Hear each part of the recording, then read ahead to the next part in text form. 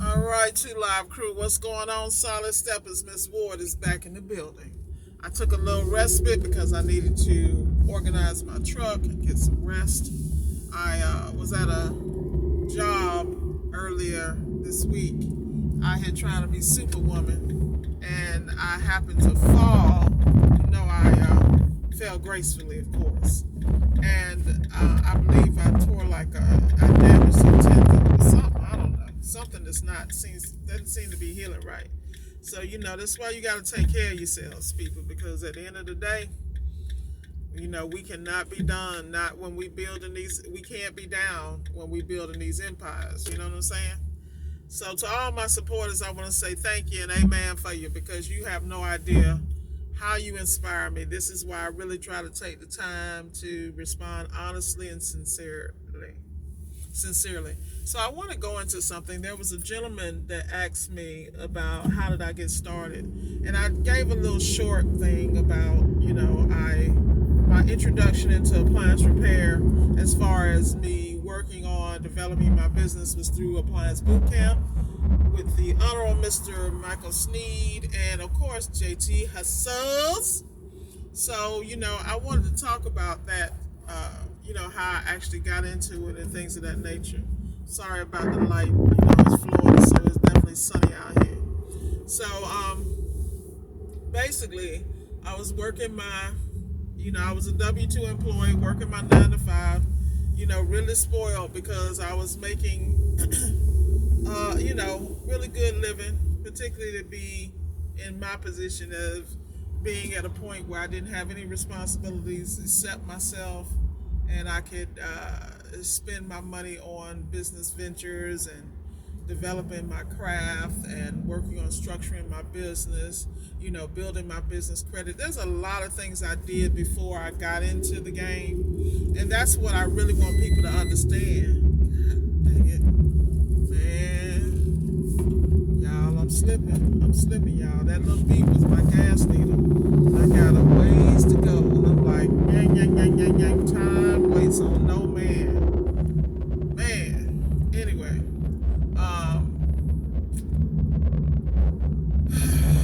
So basically, let me just kind of go through my process. Because people ask me, and it's a little irritating for me simply because it's not only that I don't have time, I really am still a work in progress. So I feel some kind of way about giving advice, but I'm still working on my own stuff. But I'm going to do what I can. So for me, it started a while back. I did some Amazon FBA. I think anybody that's an entrepreneur, you dabbled in different things. Did some resale, things like that, just to kind of fill it out. I really enjoyed Amazon FBA and the retail arbitrage simply because it gave me just concepts, systems, things in place, logistics, and things like that. And I really like that experience. And that's what I tell people, you are the sum total of your experiences. And you got to take whatever those experiences are and make them work for you in your present day circumstances.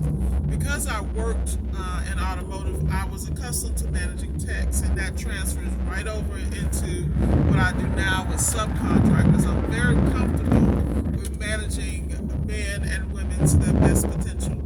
Now, a lot of times people might not like the way I extract it out of them, but everybody has a different key. There are some people you can use the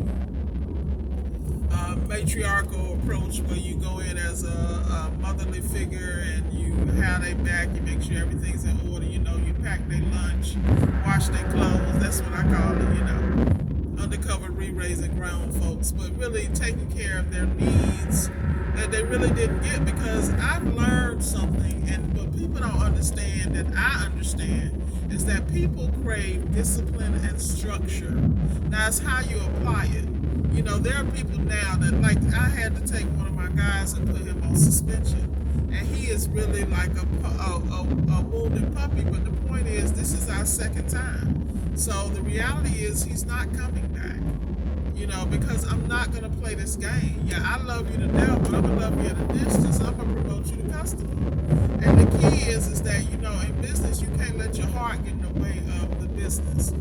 And because we see so much of ourselves sometimes in people, we make choices with with our heart, not with our mind and our business acumen. And what happens is you end up losing money, time, faith, and then you got to rebuild simply because you stayed in that relationship too long, you know? So it's the same concept. So a lot of those things that made me really great in the corporate world, having the ability to walk into opportunistic situations, for lack of a better word, and really turning those situations around in record time, raising the morale of the staff, leading by example, that is part of my strength. And I'm that way simply because when I came into the arena, and I've always been in non-traditional arenas, I was always the only one. I was always the only woman. And a lot of times I was the only child to drop in the room. And I was okay with that. I mean, that was my life. I had that in school, being gifted. And, a lot of times I was in advanced placement courses, things of that nature. And people are like, you're really smart. I'm like, let me explain something to you. You can be smart all day, but if you don't have no common sense, you shut out, So to all the B and C students out there, y'all running the world. I know this. So, the key with being really, really smart is that you think you get stuff quicker than everybody, think you got it, then you get mad when you can't follow simple processes because you have overthought the process because you think you're going to make it better. And I tell people all the time, don't reinvent the wheel, but that's another conversation. So, I'm saying all this to say that you got to really kind of take wherever you come from, you got to make it work for you. I've had an opportunity to speak with fellow YouTubers that I have a lot of respect for who not only speak the game, but they walk the game, and, shout out to Brandon, Brother B from TMM, Mike Steve from Appliance Bootcamp, TK Cousins, my new cousin. All those guys, they really have been cool. JT Hustles very early on really prompted me to really be serious about the YouTube channel. And I'm definitely trying to get better and take it a little more seriously. I started this channel just because I wanted a video record of my journey. And I just wanted to be myself, no holds barred. But at the end of the day, you have to kind of take it seriously when you have a gift, whether you wanted the gift or not. And people really listen to you. So I'm trying to be very careful with my words because I was the person on the other side of the screen. I was the person following Erica Williams. Shout out to Erica Shanta Williams, Classic Climb. Please check her out. Now you can go back to the beginning of time and look at her videos and come up because she definitely gives out some of the best information. If you apply what she's showing you and then dig deep in the internet and get any support information you need, you're really going to do well because my business credit came from her. Her and herbalist Kareem at 4 Cycles of Life, shout out to him. And also Glendon Cameron, I've watched him change his format, and he has given me like my LLC structure and my operating procedure, all that type of stuff. People like, how do you know all this? Well, you got to realize I turned my vehicle, because I was an area, I not only managed one location, I managed multiple locations for this company. And because I would travel, like instead of me sitting, one of the biggest things about me in my management position and my area director position and my marketing manager position, I covered vast areas. I had the entire state of Georgia at one time. I had this whole state of Florida at one time, which was hilarious to me, but that's a different conversation. But in those things, I was really big about boots on the ground. I was really big about going out and supporting my staff. The reason why my management team was so strong was because I went in and was the backbone in a lot of areas, like areas that my managers were challenged in. Instead of beating them up, I would go in and work with them. I would give my managers weekends off. Like if you had a phenomenal week, I'm like, yo, go take the wife and kids, I'm gonna run your location. And it kept me in touch with the clients and the customers.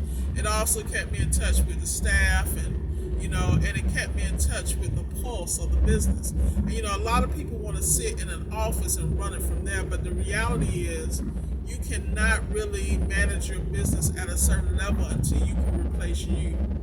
And that's real deep right there, because like right now I'm dealing with adding a CSR, shout out to Beth, And because I have always fulfilled that role, it's very difficult when I come with a skill set that I take for granted. Like, I know how to talk to customers, I know how to sell, I know how to schedule, I know how to read the customer's language verbally over the phone, locking the best sale. I can read their financial situation.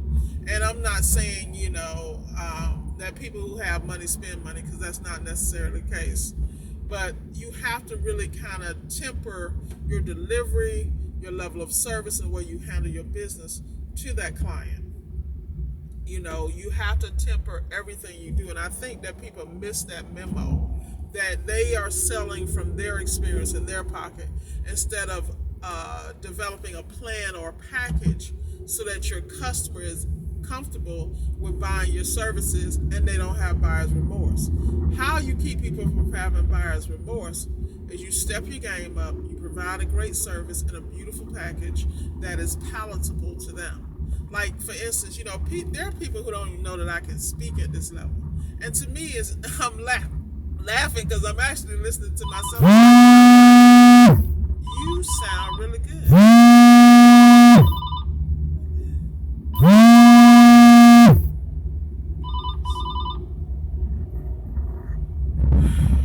Yeah, so I don't know if my recording is still going. Yeah, I'm sorry, you guys. That was somebody calling. I hate when that happens while I'm doing the video. But anyway, I'm sitting here laughing because I'm listening to myself. I'm like, you sound pretty good. But, I can switch into different areas because I never forgot where I came from. I always believe in being authentic. I also understand that people discount you when you speak in Ebonics, for lack of a better word. But the key is you gotta be flexible. So the clients I deal with are as flexible as I am. So I have to meet them wherever they are and make them comfortable and lock in the sale. So I'm kind of dropping stuff left and right here. I hope you guys are picking it up because I'm attempting to be transparent without being harassed. And the only reason I don't want to be harassed is because I'm in the middle of my own discipline and development and holding myself accountable. So when I'm in that space, I try to limit the outside stimuli because I have my own goals where I have to keep this board in order. And I love it when I hear TK say he got ADHD, adult ADHD, and he can't sit still for X amount of minutes. But the reality is we have to find a way of mastery in our own space wherever we are. You know your flaws, you know your shortcomings, you know the areas you need to work on. So you have to take the time, be gentle with yourself, and work through those processes and eliminate anything that gets in the way. So I'm actually getting a little long-winded here. I'm looking at this video and I'm like, I'm really not trying to go this far because I started with telling you guys about how I got into it. So I'm going to wrap it up real quick here so I can actually get my own mental in order because I need to visualize some things. I need to get the fear out of my spirit. And see, that's what people don't understand. People look at you, see you're confident, your business popping in their opinion. Because for me, I am always striving for excellence. So therefore, my business is never where I want it to be.